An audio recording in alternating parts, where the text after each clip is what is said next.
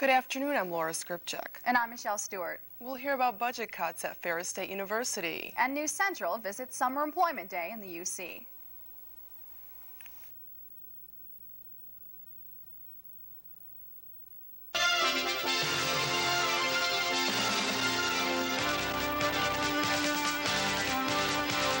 Serving the Mount Pleasant community and Central Michigan University.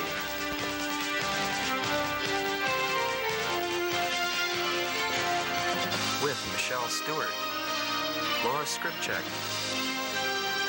Mark Moses with weather, and Sal Giaco with sports. This is News Central. Summer Employment Day was held today in the UC, and Letty Langora was there to see how things went. Today at the Bovie University Center, students had an opportunity to look at summer employment. News Central spoke with Sheldon Miller of Warren Parks and Recreation about what students could expect from a summer job. How's it paid for the students? It ranges anywhere from low $5s to $7 an hour, and they usually work about 30 hours a week. In our particular situation, most of the jobs are weekdays during the day, so they don't have any nights or weekends. A number of people that have worked for us in the past pick up second incomes working in the retail business in the evenings or restaurants and things like that. Sounds great, right? No weekends, good money. But what do students have to say about the job fair and its opportunities? It looked like there's quite a few jobs for summer camp and general help for summer camp. There weren't that many for me because of my field. I was looking for more of an industrial type job. I think it'd be helpful if you just wanted an outside type job, but I'd rather work in a factory. Some in within the state and around where I'm from, and there are some out of state too. A lot of community areas with parks and camps, and there's some commercial areas like Mackinac Island. Among the various booths, you could find YMCA, Cedar Point, the Grand Traverse Resort, and the Isabella County Parks and Recreation, all hiring for summer employment. After seeing all the job opportunities offered today, CMU students have a jump on summer employment. I'm Letty Longoria reporting for News Central. Central Michigan University freshman Sheila McJames lost a lengthy battle with leukemia last week. McJames was a member of the National Honor Society and marching band during her years in Mount Pleasant High School. McJames was diagnosed with lymphatic leukemia 14 years ago.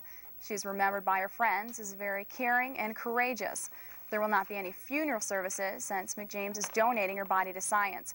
Memorials can be made to the Children's Leukemia Foundation, Community Cancer Services, and the Sheila McJames Memorial Fund.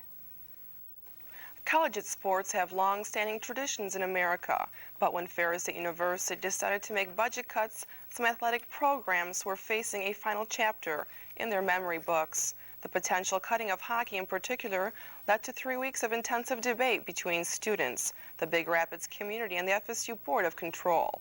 News Central's Candy Kopflesh has more.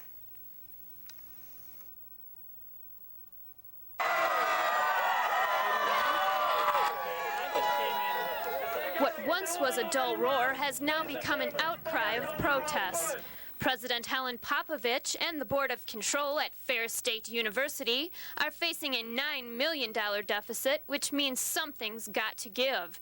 FSU administrators have decided that some athletic programs must be cut in order for the university to get out of the red. The heart of the protesting centers around the possible elimination of the FSU hockey team. Associated Student Government President-elect Darren Huff explains why the students and the residents of Big Rapids back Bulldog hockey. With the student community relationship that has been built behind this hockey crisis, I honestly believe that it's the only bond now that the community has with the university. If this bond shattered, I don't even want to think about what could happen, because without community and student relations, and we cannot function together. A meeting was held at the Clarion Hotel to air concerns about the possible hockey cuts. It was a standing room only crowd as local business owners, residents, and students voiced their concerns about Bulldog hockey. Bulldogs hockey captain Norm Krubschmid explains why the campus and the community is fighting so hard to retain his team. It's the only sport that's really going to bring any recognition to the school. It's seen on national television every week, on past television, and over overall, it just sort of tells everybody that Ferris is a name school. It can't compete with Michigan State and Michigan and those other big name schools. And I feel that by cutting that, they're taken away from the university. After 4 hours of deliberation, a compromise was met. The Board of Control decided to charge a $15 per term or a $45 per year athletic fee to Ferris students in order to retain all 18 athletic programs. However, in times of recession and a $9 million plight, it is difficult to determine whether FSU will see it at the skaters' point of view or simply ice the hockey program in the long run. I'm Candy Cobflash in Big Rapids for News Central. Nick's Saloon may close May 1st if an appeal to the Michigan Liquor Control Commission is unsuccessful. The appeal, scheduled for tomorrow, will take place in Lansing, where the candidates may be charged, confirmed, or denied, and modified. The charges stem from a November 1990 incident of selling liquor to an intoxicated person and allowing them to loiter and consume on the premises. Other more recent charges involve the sale of alcohol to minors. Commissioner Alex Lagis said the bar owners didn't take reasonable and prudent steps to prevent minors from being served. In Owasso, authorities say 3 youths will appear in court tomorrow on charges in connection with a fire that burnt an elementary school. 2 teenagers and a 12-year-old were arrested last night. The 600 students who attend Bryant Elementary are now without a school. All of today's classes for kindergarten through the 6th grade were canceled due to the blaze. Officials are contemplating what to do until the damaged building can reopen. Spring break is right around the corner, and CMU students are getting ready for a week away from classes. In the first of a 3-part series, News Central's Jill Subko tells us of a local business that's getting a lot of attention because of spring break. Spring break is less than a week away. Traditionally, CMU students try to go somewhere for sun and fun during spring break. This annual mad dash to the sunshine climates is making business boom at one local tanning salon. We look forward for spring break every year. We get an increase of about 80% of our business in spring break. So there's always people coming in and out, and there's never really a minute to think. Just clean beds, file, answer phones, make appointments. There's so many people wanting to tan that B-Tan has added an overflow salon that's open during the peak evening tanning hours. Right now we're putting through right around 500 to 600 people per day. Now that we open the overflow up, it's going to hit 700 and 800, and we still have a lot of openings. Okay, so 120, and is that for a double or a single? Having such an increase in customers is of course good for business, but also poses a few problems. Inside, it's usually around 96, 97 degrees. Last year, the hottest it got was 102 degrees. And we had a half-hour cool-down time in the middle of the day that just to cool the beds down, because people were literally walking up to them to get into the beds and burning themselves because the beds were so hot themselves. For some people, tanning is just a natural pre-spring break event. But not everyone tans just before a vacation. I'm not going anywhere for spring break or anything. I just feel a lot better about myself, and it's nice to be dark in the middle of winter because you get the winter blast, and it really makes a difference. I play baseball and I leave for spring training in March 8th, and I figure I'll have enough problems down there with working out and everything that I don't want to burn, so I'm just getting a base here. According to the owner of B-Tan, the upswing of customers doesn't just fade away after break because people want to keep their tans. Jill Subko, News Central. Tomorrow in part 2 of our spring break series, we'll show you the hot pre-spring break hangout on campus. Inferiority. That is what all black male academies for blacks would teach their male students. Psychologist Dr. Kenneth Clark addressed Detroit area black leaders yesterday and told them that this kind of educational structuring would imply male students needing some sort of correctional facility instead of classrooms. Clark had testified earlier in his career during the Brown versus the Board of Education case. In that case, the Supreme Court declared separate but equal facilities unconstitutional. Last fall, the Detroit Board of Education had planned to open all male academies, but on the grounds of discrimination against girls, it did not. We'll hear about the Bush administration and the discussions about Haitians. And General Motors today announced its plant closings and its 1991 losses. When News Central continues.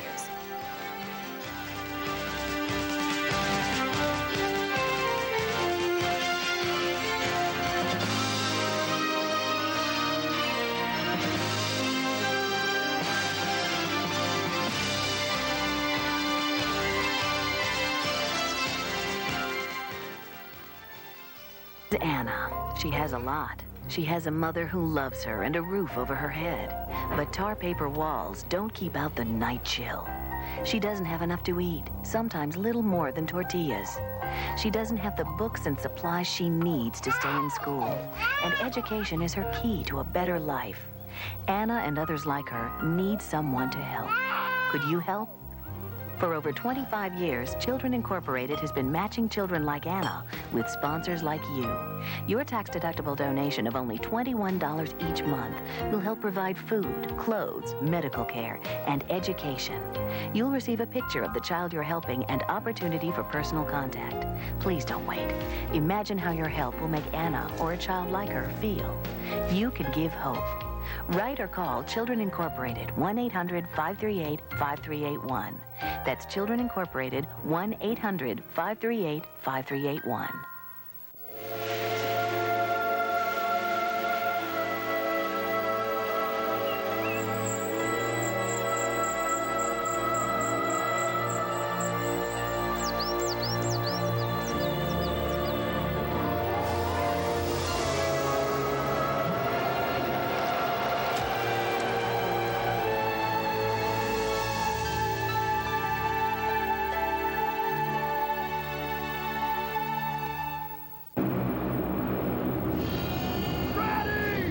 When your employees train with the National Guard and Reserve, they learn to be better team players, better decision makers, and better leaders. It's training that makes them better at serving our country. And better when they come back to work for you. Bill's back. Be a hero. Give your employees the freedom to protect ours. More than 2 months of uncertainty about layoffs has ended for General Motors workers. The automaker today released its 1991 losses, totaling $4.5 billion. Plants are closing in 4 states and in Canada following last year's disastrous budget. Michigan is the hardest hit state, with 9,000 GM workers losing jobs by 1995. Almost half of those Michigan employees work in Ypsilanti at the Willow Run assembly plant, slated to close by the end of 1993. The Ypsilanti plant had hoped to win a battle for survival against a plant in Arlington, Texas. Closings include Ypsilanti, Tarryton, Flint, Michigan, Moraines, Ohio, Saginaw, Michigan, 2 Detroit plants, Dayton, Ohio, Anderson, Indiana, and St. Catharines, Ontario. GM's goal is to pull itself out of a hole by cutting costs, streamlining operations, and getting back on its feet. GM Chairman Robert Stempel said no further closings are expected soon. In Maine, constant campaigning has paid off for Jerry Brown. The former California governor came within a fraction of a percentage point of leader Paul Tsongas as Democrats attended precinct caucuses in Maine. Brown says his strong showing in Maine is proof that grassroots citizens can take back this country. The next contest in the campaign is held tomorrow in South Dakota's primary. 2 farm senators, Tom Harkin and Bob Kerrey, have been fighting hard to stay in the fight there. Both have attacked Tsongas for favoring an increase in gas tax, and Kerry pointed to Tsongas's voting record in the Senate, saying it proves that Tsongas is far from a friend of farmers. A top U.S. health official says the Bush administration's proposed spending on AIDS research could possibly slow down working on a cure for the disease. Dr. Anthony Fauci of the National Institutes of Health has told a congressional subcommittee the amount of money being set aside for AIDS research won't be enough to do all that researchers feel is justified. The administration's proposed budget for fiscal 1993 recommends $873 million in AIDS research spending by the National Institutes of Health. That's well below the $1.2 billion the agency had hoped to get. In an 8-1 vote, the Supreme Court decided to allow the Bush administration to continue its repatriation of Haitian refugees. In the past 5 months, nearly 19,000 Haitians had fled their homes. The refugees claim they face persecution if they are not returned to Haiti, but the Bush administration says their motives are economic and not political. Despite the continuing violence in the Middle East, Arab and Israeli negotiators are resuming peace talks today. In Washington, it looks like the Bush administration may take action to bring the 2 sides closer together. During the 4th round of peace talks, Secretary of State James Baker spoke to the Middle Eastern advisors. The choice is Israel's. she can determine whether she wants to adopt, whether she wants to take action, which would permit the strong support of both the legislative and executive branches for these loan guarantees or not. And gold reserves in the former Soviet Union are vanishing. The clearance of the precious metal was caused by the former shaky economy. The latest news put the gold in the country at 240 tons. The former Soviets thought they had between 1,500 to 2,000 tons of reserve to date. Their gold production was only 180 tons last year, but before a slowdown in their mines brought on political and economic turmoil in their country. And an Irish Supreme Court is planning to take up a case of a 14-year-old. The girl who's fighting to leave the country claims she was raped by her friend's father. But the Irish government has prohibited the girl from leaving the country for fear that she will have an abortion, which Ireland declares illegal. Unconfirmed reports say that one of Ireland's major newspapers will try to get the immigration case heard in open court, not behind closed doors. Up next, Mark Moses has the weather. The sun was nice while it lasted, but a storm system heading our way is going to change all that for tonight. I'll have details in the forecast coming up next.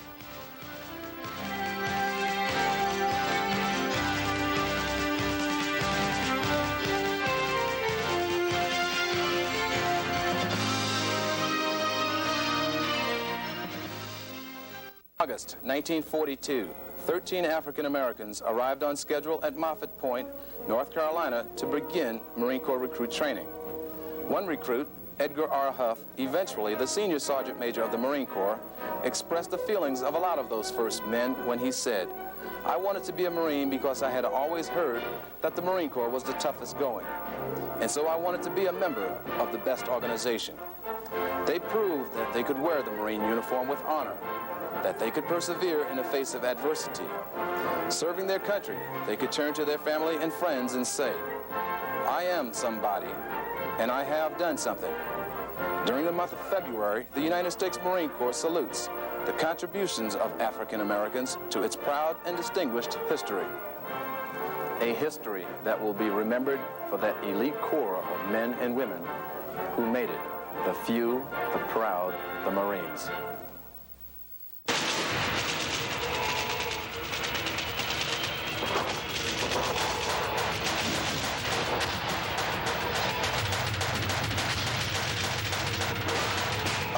Weapons used in the world in the last 40 years, none had more power than this one.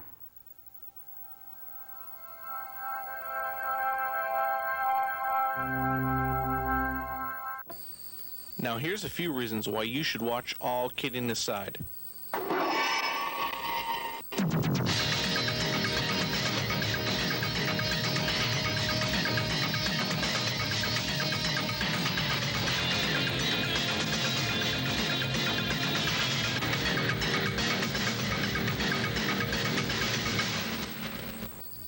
All Kidding Aside, Tuesdays and Thursdays at 11 p.m. on Moore Hall, Channel 34.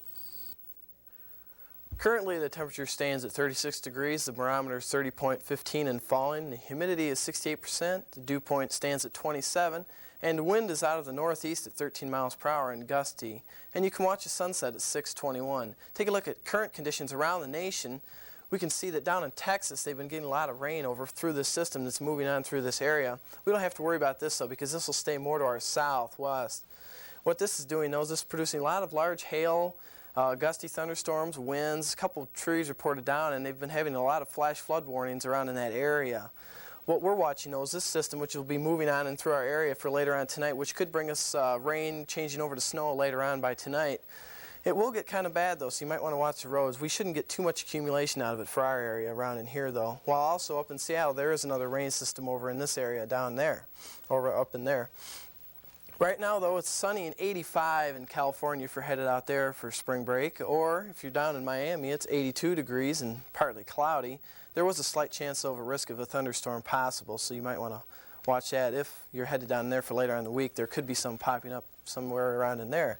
This frontal system, though, is going to stay head to our south, and we shouldn't be really watching that. As we look at the state map, though, we can see that it is mostly cloudy along the whole area. It was sunny on today, but because the system's moving in here, it's bringing in all these cloudy area around in here. It is, though, partly cloudy still, though, down in Kalamazoo in the area, but in there. What we see, though, is this system's going to be moving on in here, and for parts of the UP up around in this area, they could get up to 5 inches of snow tonight. But for us, it shouldn't be really too much of accumulation. It should just mainly stay well up to our north, but we should be watched out, though, for rain and snow and some heavy conditions around in there. As we take a look at the forecast for tonight, then, we can see it will be mostly cloudy. As again, rain changing to snow and low of around 30. The wind will be out of the east at 5 to 15 miles per hour. And then tomorrow, mostly cloudy with 40% chance of snow, only in the morning, but it will be mostly cloudy by late afternoon with a high of around 35. And Wednesday, partly cloudy, a high of 34, a low of 25. And looking ahead into Thursday, a chance of snow, high of 27, low of 24. So, all in all, got to watch out. It might be snowy later on in the week. So what happened to our beautiful sunshine? Well, it's disappeared. I don't know when it'll be back, but who knows? It's typical Michigan weather. Okay, well, sports back with Sal. Detroit's own Cecil Fielder and Oakland A's slugger Jose Canseco battle it out in an old-fashioned home run derby. I'll have the winner ahead in sports.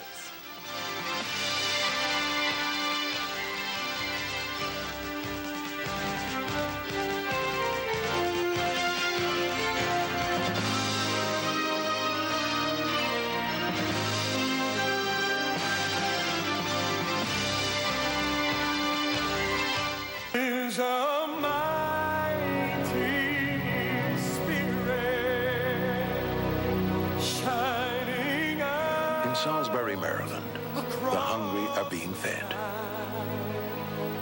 In Wind Falls, Indiana, a man who learned to read at 47 is making sure others learn earlier. In Hope, New Mexico, people turned an abandoned school into a thriving community center. In Boston, Massachusetts, neighbors set up a crime hotline that's making their streets safer.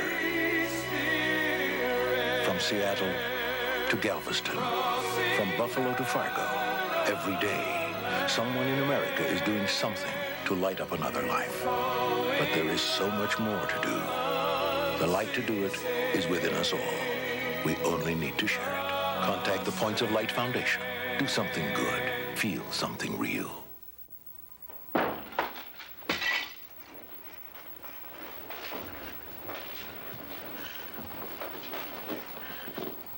Honey, it's Mom. Please let me in. I'm worried. Learn to see the signs of mental illness.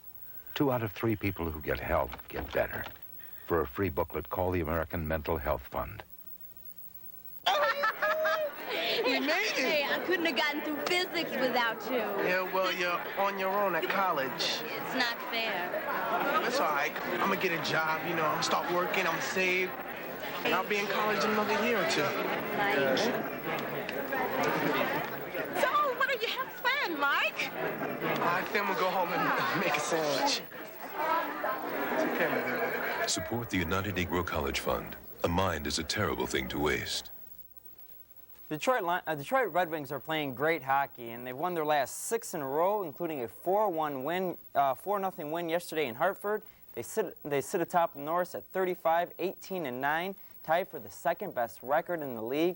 The Wings just keep on rolling. They came out flying early. Stevie Eisman flicks it past Kay Whitmore, Stevie's 36th of the season.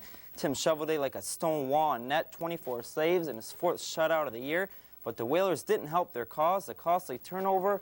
Fedorov to Ray Shepard all alone. That made it 2-zip Wings. They come out at you with so many weapons. Here, Kevin Miller with the blast. It gets deflected off a Whaler player. But hey, when you're good, the breaks usually bounce in your favor. As for Chevy, another outstanding night in the net. Where would they be without him?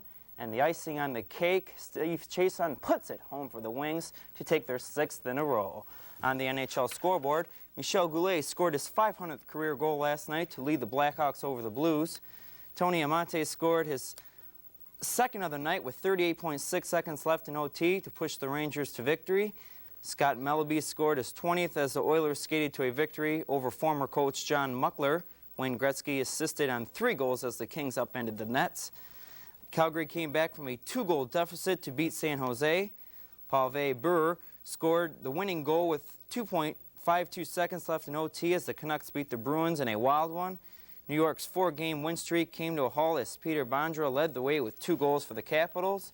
And the Nordiques, led by 41 saves from Stefan Fichet, preserved the tie for Quebec. The unified team won the gold in hockey yesterday, but the Germans ended up with the most medals. Bonnie Blair became America's sweetheart, and Ray LeBlanc and the U.S. hockey team made a big run for the gold at Albertville. The Olympics are over now, so let's say goodbye to Albertville, France, and let's take a look at the final medal count. Germany, with the most gold medals and the most medals overall, the unified team was just 3 shy from the best. Austria and Norway, perhaps the biggest surprise, a combined total of 41 medals between the two. Both countries managed just 11 medals in '88. Italy wins 14 medals in all, followed by the U.S. with 11, and hosts France, a total of 9 medals combined. Spring training kicks off in full stride this Wednesday. The rest of the Tiger team will join pitchers and catchers who reported to Lakeland, Florida last Saturday. Meanwhile, 2 of the most feared hitters in baseball squared off yesterday in a home run contest as part of the Fox Summer Games.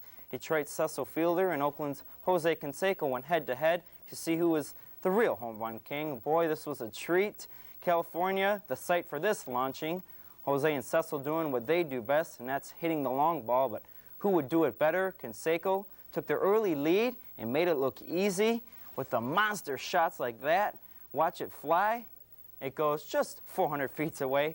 He had 7 of those babies, and Cecil knew he had some catching up to do. Down 7-4 in his last at-bats, Cecil kept his cool, waited for the pitch, and boom! How far would it go? Back, back, back, back, back, back, back, back, back, back. Gone. That made it 7-5, and Jose can't believe it. He says, mine went farther, Cecil getting one more swing to tie it, and the pressure was on. Would the big man pull through? Here the home run swing, but the expression on the face shows it all. Not deep enough as he flies out to shallow left. Jose says, thanks a million, or should I say, thanks 100,000 bucks he collects. And finally, in golf news, Steve Pate shot a 5-under par 67 to take the Buick Invitational yesterday, but that was just half the thrills. A couple of amazing shots that are sure to make your jaw drop, but this was in sunny San Diego. Take a look at Rob Renz's drive. He knows it's offline, but obviously somebody else didn't. Watch the ball as it will hit a spectator, doink, right there in the chest, ouch. And then Steve Pate drives on 17. He knew the ball was offline. Where'd it go? Into the silver bullet. It landed right in the 12-pack. Pate says, no problem. I'll chip this 12 ball. Middle pocket. It rolls and rolls and rolls. No. But he did birdie the 18th to win the tournament.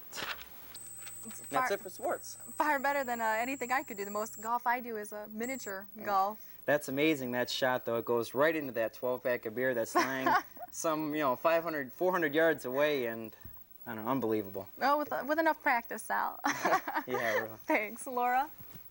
A pair of bartenders are battling over who taught Tom Cruise's fancy moves in the 1988 motion picture Cocktail. California bartender John Bandy says he's trained Cruise to flip bottles while he mixed the drinks. However, Michael Werner of Tampa, Florida also claims to be Cruise's teacher. But Werner says he taught Bandy how to mix drinks, not Cruise.